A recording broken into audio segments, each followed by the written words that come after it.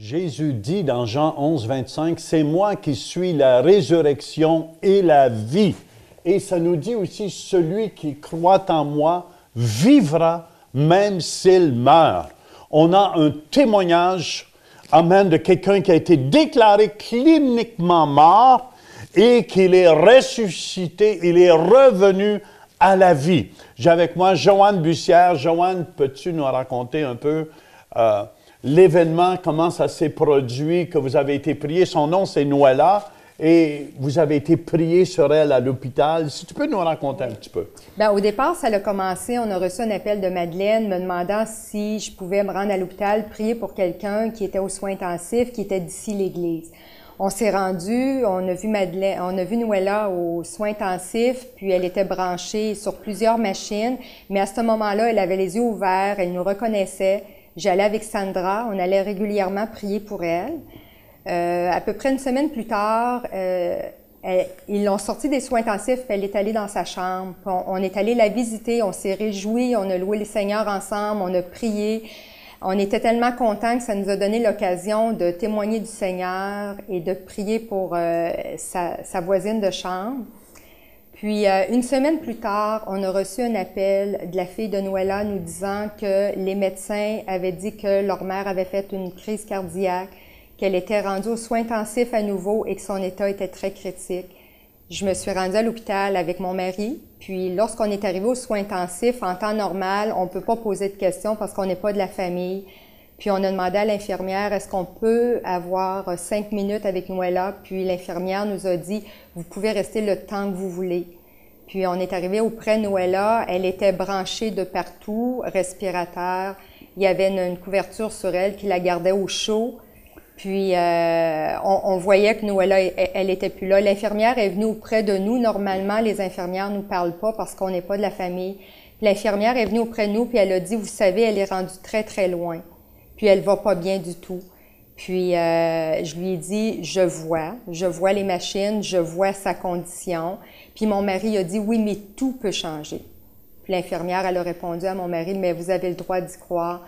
Puis ils nous ont laissé un petit peu seuls avec elle. J'ai pris la main de Noëlla, puis je me suis mis à lui confesser des versets, à prier en langue. Puis j'appelais la vie. J'appelais la vie dans son corps, puis en même temps, je touchais son front parce qu'ayant vu mon fils que j'ai perdu moi-même, mon fils qui est décédé, je voyais que Noëlla, la vie était plus là, on entendait juste le son des machines.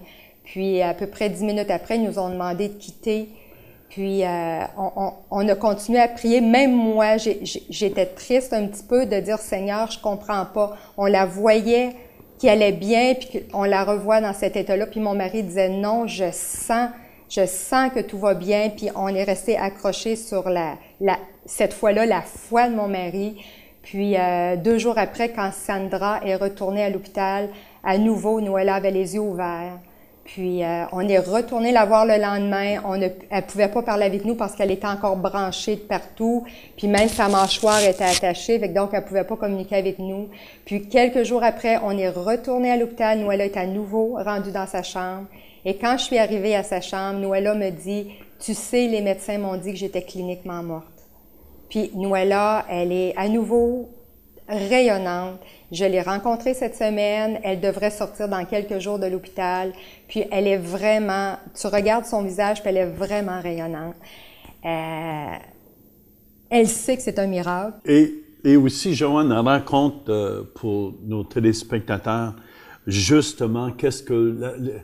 ça se parle sur tout l'étage à l'hôpital? Oui, parce que cette semaine, lorsque je suis allée la visiter en quittant mon travail, j'ai rencontré une de mes anciennes voisines.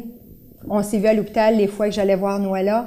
Puis lorsqu'elle m'a vue, elle a dit, « Tu sais, la dame que tu venais voir, elle était cliniquement morte, cette dame-là, puis elle est revenue à la vie. » J'ai dit, « Oui, je le sais. C'est elle que je viens d'aller visiter maintenant. » Puis elle a dit, « C'est bien elle qui est dans cette chambre-là. » Fait que les gens sur l'étage passent puis regardent Noëlla dans sa chambre parce que ça se parle sur l'étage où était Noëlla. Puis c'est assuré que Noëlla, lorsqu'elle va reprendre des forces, elle va venir donner son témoignage. Puis elle est vraiment excitée. Puis comme elle dit, Dieu m'a pas ramené à la vie pour rien. Donc j'ai vraiment quelque chose de grand à faire pour le Seigneur. C'est tellement grand que même des fois on réalise pas. On ne réalise pas que même mon mari me disait, est-ce que tu te rends compte qu'on est témoin d'un miracle? Puis on voit tellement que c'est pas au travers de nous, c'est la puissance de Dieu. Amen. Donc on ne peut pas se glorifier. C'est pour ça, je vous encourage là, recevez cette puissance de Dieu et allez prier sur les malades et les malades vont être guéris. Allez ressusciter les morts aussi, au nom de Jésus. Amen. Amen. Joanne, merci, c'était excellent. Puis soyez bénis à la maison. Amen. J'ai avec moi aujourd'hui Chantal Lantier qui nous vient de Saint-Zotique, Québec. Chantal, Saint-Zotique se situe où à peu près? C'est proche de Valleyfield. Okay. Explique-nous, Chantal est venue à l'église un mardi soir, non, un dimanche, hein, tu Oui, me dis? un dimanche. Un dimanche, puis Chantal avait une condition médicale. Ça faisait combien de temps, Chantal? Ça faisait 5 mois que j'avais une jambe qui était vraiment enflée, un pied. C'était vraiment douloureux. J'avais de la misère à marcher, j'avais même tout mon corps qui était enflé, j'avais de la misère à me pencher. Puis les médecins, je passais souvent mon temps à l'hôpital, les médecins, ils n'ont jamais trouvé c'était quoi. Puis un dimanche, je suis venue, puis ma tante Louise a dit « On va prier sur toi ». Puis quelques jours après, je suis retournée voir le médecin, puis l'enflure avait complètement disparu. Puis la douleur, tout est parti, j'ai été vraiment guérie. C'était pas quelque chose de normal ou de naturel? Non, non, j'avais jamais eu ça. Ça a commencé tout d'un coup, c'était vraiment douloureux. J'avais même le visage, tout le corps, j'étais vraiment enflée. Puis comment est-ce qu'on a prié avec toi? Est-ce qu'on a fait quelque chose de spécial? Qu'est-ce qu'on a fait? Oui, les gens ils ont prié sur moi, sur ma jambe. J'ai été guérie. Amen. Puis le médecin, qu'est-ce que le médecin a dit? J'ai dit au médecin, quand je suis arrivée, je suis allée le voir, j'ai dit, je peux pas te montrer vraiment, j'ai dit, j'ai plus d'enflure. J'ai dit, je suis allée à l'église, ils ont prié sur moi, j'ai été guérie, mais le médecin, c'est sûr qu'il m'a pas cru.